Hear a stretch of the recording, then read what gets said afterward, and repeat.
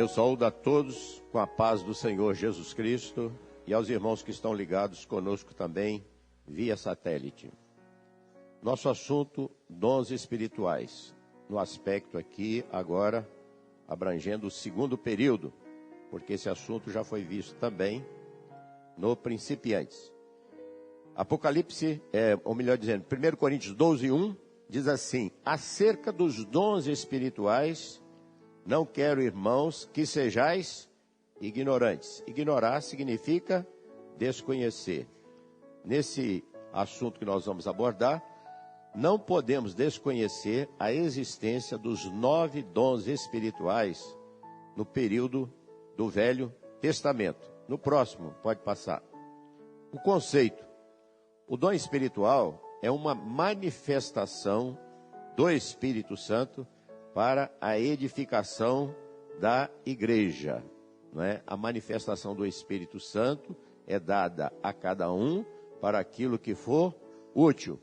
Então é para a edificação da igreja. Pode passar.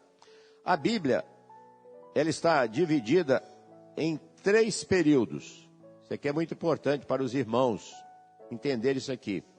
O primeiro período é o período do Velho Testamento, informando aqui para os irmãos que o Velho Testamento ele não vai apenas até Malaquias somente, não. Ele vai até João Batista. A lei e os profetas da lei vigoraram até João. Nesse primeiro período aí, a ênfase é a pessoa do Pai. Mas o próprio João Batista, ele vai apontar para o segundo período, que é o período do ministério do Senhor Jesus Cristo, onde a ênfase é o Filho. Quando ele viu Jesus passando, ele apontou e disse: eis o Cordeiro de Deus que tira o pecado do mundo. Ali iniciaria esse segundo período da divisão da Bíblia, onde a ênfase é o ministério do Senhor Jesus, não é o Filho de Deus. Mas o próprio Senhor Jesus também já deixou para nós uma informação a respeito do terceiro período, quando ele disse assim: não vos deixarei órfãos, mas eu vos darei outro Consolador, a fim de que esteja para sempre convosco. E esse Consolador é o Espírito Santo. Então nós temos agora o terceiro período, que é o período da igreja, a dispensação da graça, a dispensação do Espírito Santo. E essa dispensação continua até o arrebatamento da igreja. Louvado seja o nome do Senhor. Então nós vemos aqui agora, no Velho Testamento, o primeiro dom espiritual, que é palavra da sabedoria. Esse dom, palavra da sabedoria, nós vamos ver a evidência dele em Salomão. Por quê?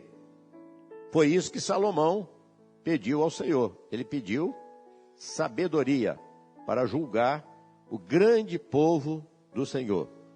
E nós vamos ver esse dom manifestado ali na vida de Salomão, quando ele julgou a causa daquelas 2 mulheres. As 2 mulheres moravam numa mesma casa, uma ganhou seu filhinho, no terceiro dia a outra ganhou seu filho também, mas a outra, durante a noite, dormindo, deitou sobre o menino e matou o menino. Então o que ela fez? Ela pegou o menino morto, colocou do lado da outra, pegou o menino vivo lá da outra e trouxe para ela. A outra, quando acordou, foi amamentar o seu filho, vendo aquele menino morto, olhou para ele e disse: não, esse menino não é o meu filho. E ela entendeu que a outra havia pego o filho vivo dela. Isso aí para vocês verem de que as pessoas são capazes, né? A causa foi parar para quem? Na presença do rei, na presença de Salomão. E chegar lá dizendo assim: olha, o filho morto é dela, o meu é o vivo. Não, o morto é o seu mesmo, o meu é que é o vivo. Como resolver a situação agora, né? Salomão disse assim: trazei-me uma espada.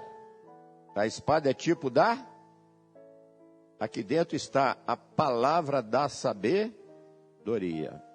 Então trouxeram uma espada ao rei e disse assim: dividi a criança ao meio, metade para uma e metade para outra. Aqui não era a mãe do menino vivo, disse assim: isso mesmo, seja dividido, nem meu, nem teu. Mas a outra, que era a mãe do menino vivo, disse assim: não, rei, deixa o menino com ela. Não mate o menino de maneira nenhuma, o menino não pode ser morto. Quando ela disse aquilo, porque as suas entranhas se enterneceram por amor de seu filho, Salomão disse assim: dá essa aqui o menino vivo, porque essa aqui é a mãe do menino. De modo nenhum mateis, essa é a mãe do menino. Então a palavra do Senhor diz que o povo temeu a Salomão, porque viram que havia nele a sabedoria de Deus para exercer justiça. O objetivo do dom, palavra de sabedoria, é manifestar a graça, a justiça de Deus. Louvado seja o nome do Senhor.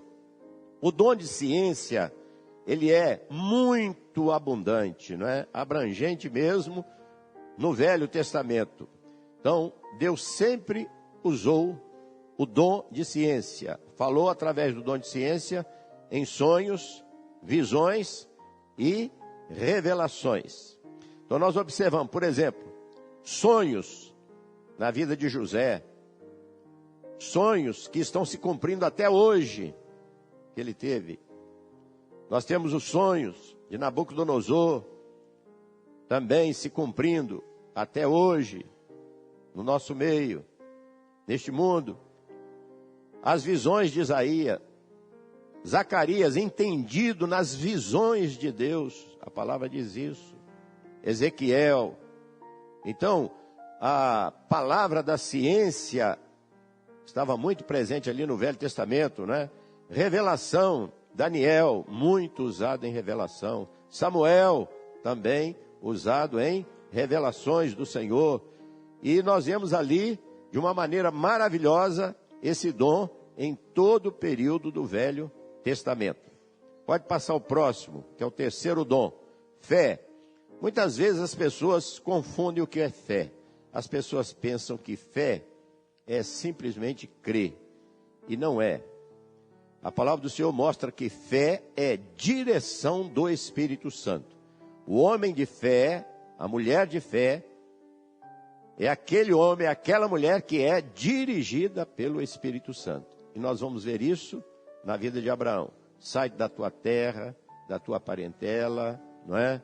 Vai para a terra que eu te mostrarei. Ele obedeceu e foi na direção do Espírito Santo. É uma coisa muito maravilhosa, muito gloriosa, andar por fé e não por vista. Andar na direção do Espírito Santo. Abraão, vou te dar um filho. A esposa era estéril, ele já avançado em idade, ela também. Esperou 25 anos na promessa, e a promessa se cumpriu. Nasceu o menino, que bênção. Já adolescente, cerca de 13 anos, Abraão, vai à terra de Moriá, e ali no monte que eu te mostrarei, sacrifica-me o teu filho, o teu único filho Isaque, a quem tu amas. Abraão foi, obedeceu. Preparou o altar, a lenha, a vítima amarrada sobre a lenha para o holocausto. E quando ele ia matar o menino, o anjo do Senhor bradou a ele desde o céu, dizendo: Abraão, não faças mal ao menino, porque agora eu sei, você foi provado na fé e foi aprovado. Louvado seja o nome do Senhor. Ali estava a prova da fé, e ele obedeceu. E quando ele olhou para trás para ver o anjo que falava com ele, ele não viu o anjo, mas ele viu um carneiro preso pelos chifres.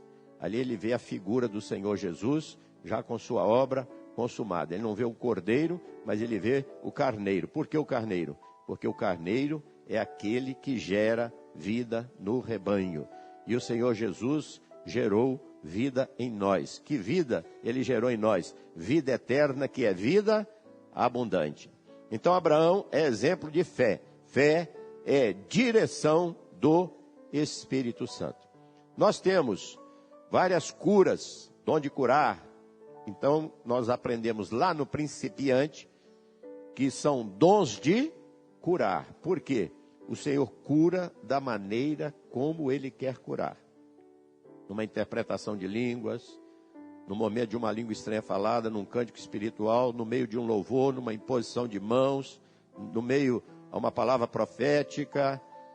Deus cura de várias maneiras, por isso é dons de curar, não é?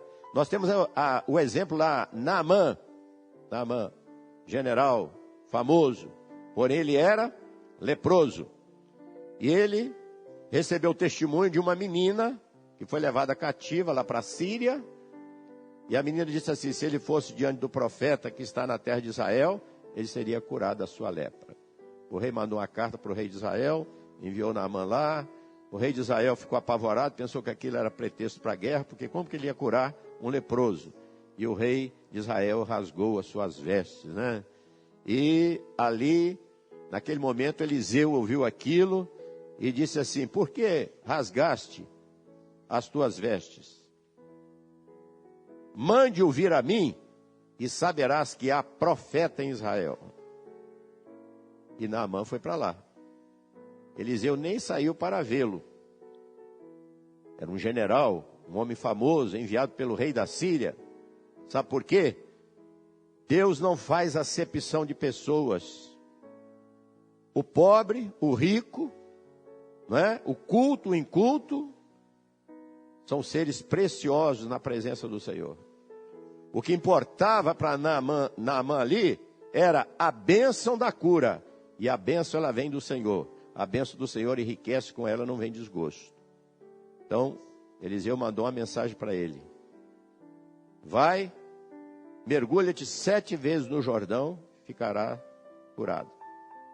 E não gostou, não aceitou. E afinal de contas, ele era uma pessoa importante. Era um general famoso. E o profeta nem viu o rosto dele. Ele foi embora indignado. Alguém ajudou ali e disse, a gente pediu uma coisa tão simples, mergulhar no Jordão 7 vezes. Mergulha aí. Ele atendeu. 1ª, 2ª, 3ª, 4ª, 5ª, 6ª vez, nada. Quando ele mergulhou a 7ª vez e saiu, a palavra do Senhor diz assim, a sua pele era a pele de um menino. Sabe por quê? Ele alcançou o bem maior, que não era a cura.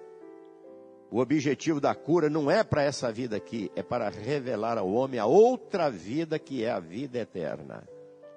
E a sua pele se tornou como a pele de um menino. Foi o novo nascimento que ele provou ali naquela hora, porque ele se converteu ao Senhor. Bendito seja o nome do Senhor.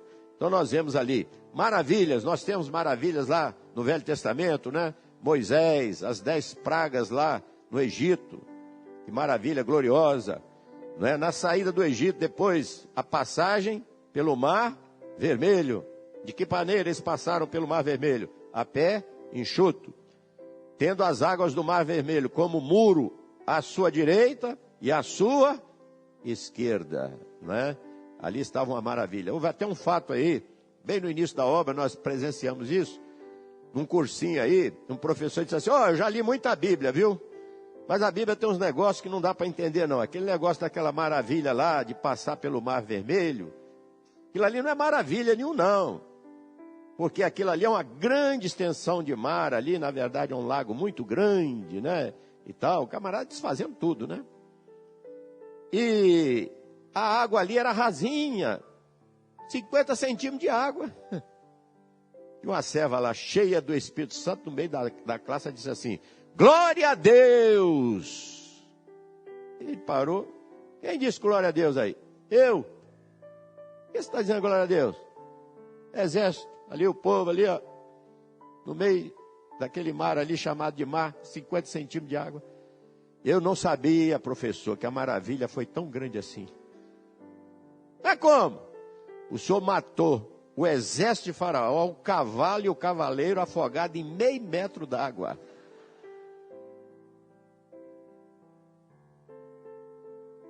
acabou com o argumento dele na hora. Ele disse, vamos cuidar da nossa aula aqui, que o nosso assunto é outro. Nosso Deus é poderoso. As maravilhas. Mas cada cura, cada dom manifestado tem muitas mensagens, mas não tem tempo. O mar vermelho ali é uma figura, não é por acaso. É tipo do poder do sangue de Jesus. Muro, proteção. À direita, à esquerda. Livramento para Israel que creu. E morte para os egípcios que não creram. Ali está a palavra. Pode passar. Agora, então, é a profecia. Nós temos muitas profecias, né, no Velho Testamento. E estão se cumprindo até hoje. Muitas se cumpriram até lá no Calvário, quando Jesus disse lá o quê? A respeito do Velho Testamento, aquela parte até ali, está consumado. E ali ele rendeu o Espírito. Mas as profecias lá de Daniel estão se cumprindo aí até hoje, anunciando sinais proféticos da volta do Senhor Jesus Cristo. A profecia é muito abundante no Velho Testamento. O sétimo dom espiritual, isso aqui é muito importante para nós, que é discernimento de espíritos. Lá no principiante você aprendeu que existe o Espírito Santo, existe o Espírito do homem e existe o Espírito do adversário. Então nós precisamos discernir os espíritos. E nós temos lá no Velho Testamento a experiência de Micaías, profeta do Senhor, que enfrentou 400 falsos profetas. E os 400 falsos profetas diziam para o rei Josafá, rei de Judá, para Acabe, rei de Israel: vocês sobem a peleja a Ramote de Gileade, porque o Senhor é convosco e vocês vão ser vitoriosos. Josafá, como era espiritual, começou a desconfiar daquilo, perguntou a Acabe assim: não tem algum outro profeta aqui, através dos quais nós possamos consultar ao Senhor? Disse: olha, tem Micaías, mas ele não profetiza nada bom para mim, ele só profetiza coisa ruim para mim. Eu não gosto dele de jeito nenhum.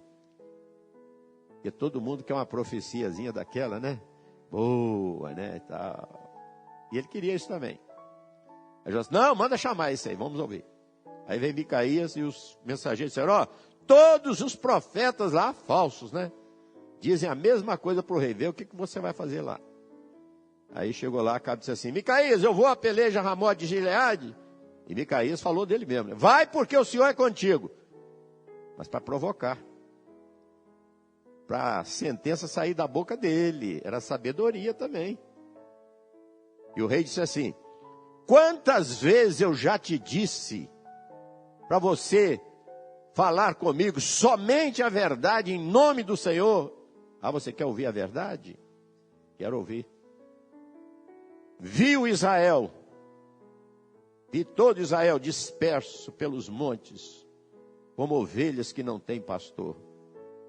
E o Senhor me disse: cada um para a sua tenda, eles não têm pastor. Aí Acabe olhou para Josafá e disse assim: eu não te falei? O negócio está tão bom aqui. Já disse isso tudo. Prende esse profeta aí. Acabe mandou. Com escassez de água e de pão. Que nós vamos para a peleja. E ele vai ficar preso até eu voltar. E agora? Quem é que está com a razão? 400 homens falando? E o povo todo crendo? Ou um só falando? Aí Micaías deixou lá a palavra da sabedoria. Ele disse assim: se o rei voltar da peleja, Deus não falou por mim. Ali estava o discernimento. Ele foi para a peleja, se disfarçou, não entrou na peleja como rei. Josafá entrou como rei. Josafá foi perseguido para morrer. Ele gritou que não era o rei de Israel. Deixaram de persegui-lo, porque a ordem era: vocês vão pelejar apenas contra o rei. Contra o rei, não é contra o exército, não. Contra o rei de Israel. Você vê como é que são os juízos do Senhor, né? E um soldado lá, sírio, atirou uma flecha sem apontar para lugar nenhum E foi aquela flecha que matou Acabe. Porque ninguém escapa da palavra de Deus. E Acabe morreu naquele dia. Então, Micaías mostrou ali que o Senhor havia falado pela boca dele. Louvado seja o nome do Senhor. Nós queremos ouvir a voz do Senhor, porque a voz do Senhor é doce, a voz do Senhor é suave, a voz do Senhor faz dar cria às corças, diz a palavra. A voz do Senhor despedaça os cedros do Líbano. A voz do Senhor, ela é preciosa para nós. Bendita seja a vontade do Senhor para a nossa vida. Esse dom, discernimento de espíritos, é muito importante para nós nesta hora de trevas, de mentira, de engano, de violência que o mundo está vivendo. Porque a volta de Jesus se aproxima. Línguas estranhas. Nós temos esse dom lá no Velho Testamento. Nós temos a escrita na parede, lá no banquete do rei Belsazar. Ele viu não o anjo, mas ele viu apenas a parte da mão do anjo que escrevia na estucada parede do Palácio Real, bem de frente do candeeiro que estava lá iluminando a sala. E aquilo que estava escrito lá em cima, na parede, era mistério. Ninguém conseguiu ler aquilo. E observe bem, ele deu um banquete para 1000 dos seus grandes intelectuais, homens de sabedoria, homens de 500, de grande conhecimento. Ele dominava sobre 120 nações. Então eles tinham sábios ali, mas ninguém interpretou, porque era mistério. E mistério você só penetra nele, sabe através de quê? Do primeiro dom espiritual. Qual é o primeiro dom espiritual então? Palavra da sabedoria. O mistério se interpreta através da palavra da sabedoria. Ninguém interpretou, foi chamado Daniel. E Daniel chegou lá, interpretou o que estava escrito lá na parede em mistérios. Quando você lê na sua Bíblia, Mene, Mene, Tekel, Ufarsim, que é a interpretação do mistério, você vai ler lá, é aramaico, não é língua estranha. A língua estranha é o que estava escrito lá na parede. Agora, em aramaico, é a interpretação daquilo que estava escrito em mistério. Mene, Mene, pesou. Não é isso? Ou melhor, contou. Tekel, pesou. Contou Deus o teu reino e já o fez passar. Pesou, pesado foste na balança e achado em falta. Presta atenção numa coisa. Deus pesa os nossos feitos. Temos que tomar cuidado. Nós estamos sendo pesados constantemente. Numa palavra, numa ação, num gesto, numa decisão. Ufarsim, dividido foi o teu reino, entregue aos medos e aos persas. A interpretação da língua estranha se cumpriu naquela mesma noite. Porque naquela mesma noite, o exército medo-persa entrou em Babilônia e Belsazar foi morto naquela mesma noite. A profecia ali foi de imediato, ela se cumpriu. Louvado seja o nome do Senhor. Então nós vimos no Velho Testamento os 9 dons espirituais lá no Velho Testamento. Agora nós vamos ver a manifestação do Espírito Santo, os dons, no ministério de Jesus. Olha o que a palavra diz em Hebreus, capítulo 1, versículo 1. Havendo Deus antigamente falado muitas vezes e de muitas maneiras aos pais pelos profetas, a nós falou-nos nestes últimos dias pelo Filho. Agora o Filho estaria presente aqui na terra como o Filho do homem, como profeta, para falar aos corações. Pode passar. Nós vamos ver o primeiro dom espiritual, palavra da sabedoria, no ministério de Jesus, quando aquela mulher adúltera foi trazida à presença dele. O objetivo de trazer aquela mulher ali era para que Jesus fosse pego em alguma falta, em alguma falha. A mulher foi pega em flagrante adultério. Na lei, Moisés mandou apedrejar. O que o senhor diz? Se ele dissesse assim, não, ela não deve ser apedrejada. Mas o senhor acabou de dizer que o senhor veio para cumprir a lei, o senhor não quer cumprir a lei? E não podia dar essa resposta. Se ele dissesse assim, sim, vamos apedrejá-la, mas o senhor acabou de dizer que o senhor veio para salvar o mundo, e o senhor não pode salvar essa mulher? Ele também não podia dar essa resposta. Ele escrevia na terra, enquanto as pessoas falavam. Escrever na terra ali, significava que os atos de justiça dele ficariam registrados aqui na terra. E estão registrados aqui. E essa palavra nos salvou, nos curou, nos libertou, nos deu a certeza da vida eterna.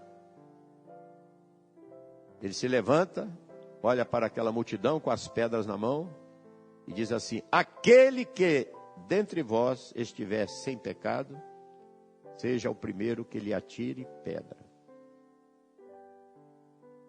Um olhou para o outro e disse assim, a primeira eu não posso dar não, mas a segunda eu dou.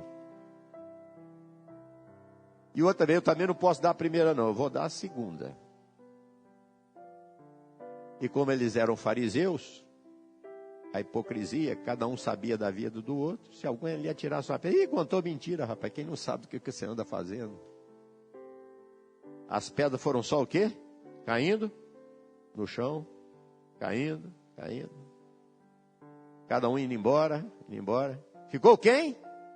Só Jesus e a mulher.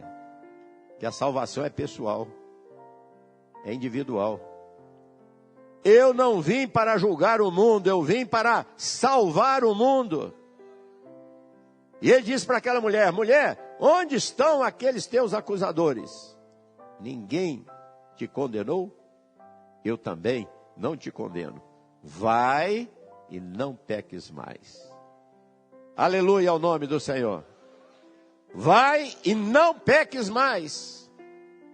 A palavra da sabedoria ali salvou aquela mulher. Louvado seja o nome do Senhor. Pode passar o próximo. Ciência. Tem sonho no ministério de Jesus? Nós estamos falando de ministério. O ministério dele foi cerca de 3 anos. Nós estamos falando anterior ao nascimento dele, não. De maneira nenhuma. Sonho que José teve, nada disso. A mulher de Pilatos. Pilatos não sabia o que fazer com Jesus. A mulher dele chegou lá no tribunal e disse assim, olha, não te envolvas com esse justo. Ele é justo, porque nessa noite, num sonho, muito eu sofri por causa dele. Pilatos não sabia julgá-lo. Mas a mulher dele, num sonho, onde ciência sabia que aquele homem era justo. Viu como é que esse dom é precioso para nós? Visão. Os discípulos lá no monte, o que eles viram? Moisés e Elias que falavam com Jesus. João Batista. Eu vi o céu aberto e o Espírito Santo descer na forma de uma pomba e pousar sobre ele, quando Jesus foi batizado por João lá no Jordão. Então nós vemos no ministério de Jesus que a visão estava presente ali. Ele disse para os discípulos, quando eles voltaram de uma grande evangelização, eu via Satanás caindo do céu como um relâmpago. Então as visões estavam lá presentes também. Revelação. O jantar na casa de Simão, quando a mulher pecadora entrou, ungiu os pés dele com unguento, chorou, lavou os pés dele com as lágrimas, enxugou com seus cabelos. Simão ali, entendeu que ele não era profeta, porque se ele fosse profeta, ele saberia que aquela mulher era uma mulher pecadora. E ele mostrou a Simão tudo aquilo que Simão estava pensando, a respeito dele. Você não me beijou quando eu entrei aqui, ela beijou os meus pés. Você não me ungiu a cabeça com óleo, ela ungiu os meus pés com bálsamo precioso, Você não me deu água para os pés, mas ela lavou os meus pés com as suas lágrimas e tudo. Portanto, Simão, eu te digo, os seus muitos pecados são perdoados. Então ele descobriu tudo aquilo que estava no coração de Simão através da revelação. Na última Páscoa, ide à cidade que aí está, diante de vós, ele enviou Pedro e João, a um homem que leva um cântaro de água às costas, seguiu. Na casa onde ele entrar, dizei, o mestre pergunta, onde está o aposento em que eu hei de comer a Páscoa com os meus discípulos? Ele vos mostrará um espaçoso cenáculo, mobiliado, preparado, ali fazei os preparativos. Era a revelação. Os discípulos foram, encontraram tudo conforme ele havia revelado. A experiência nossa nesta obra é fazer tudo de acordo com a revelação do Senhor, porque a palavra do Senhor prospera em todo o tempo, né? Então nós temos, né, fé, o dom da fé. Jesus, lá no Getsêmani, 3 vezes ele orou ao Pai: Pai, se possível, passe de mim este cálice. Todavia, não seja como eu quero, mas sim como tu queres. Orou a primeira vez, segunda vez, terceira vez, não veio a resposta. Por quê?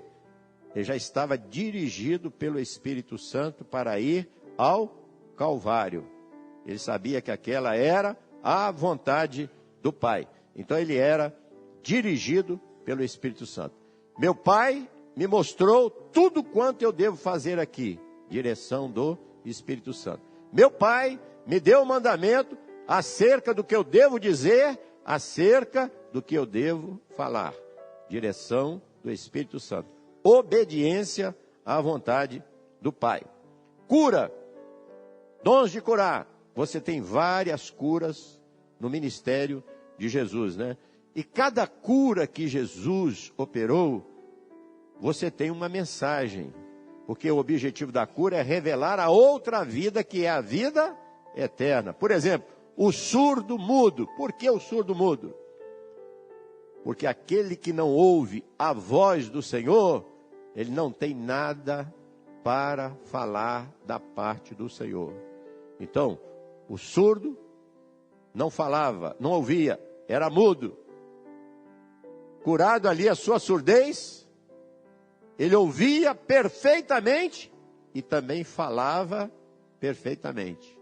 Nós glorificamos ao Senhor porque Ele abriu os nossos ouvidos espirituais. E nós ouvimos a voz dEle. E essa voz nos transformou. E hoje nós podemos falar dEle de uma maneira maravilhosa. A cura do leproso. Senhor, se Tu quiseres, bem podes purificar-me. Quero ser limpo.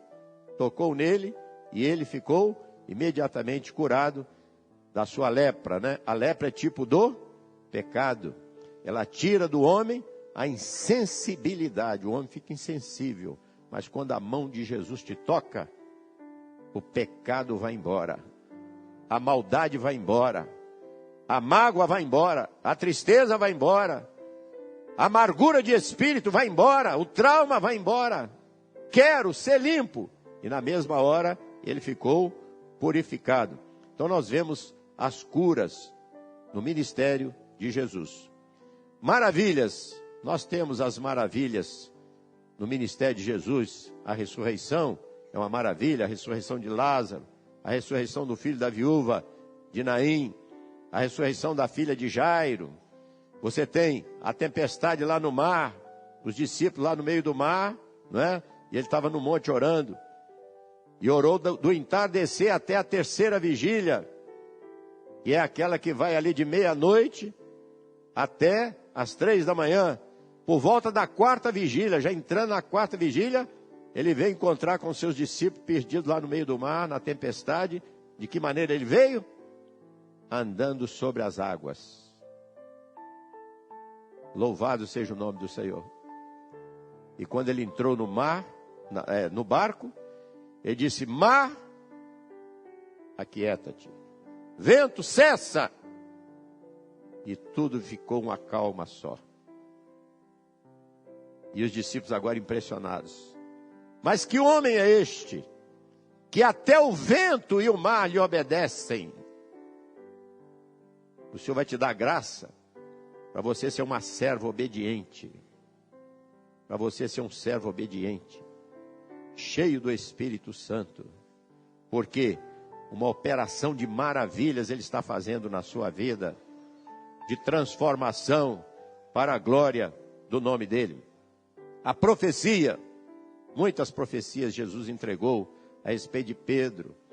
O galo não cantará sem que me negue 3 vezes, não é isso?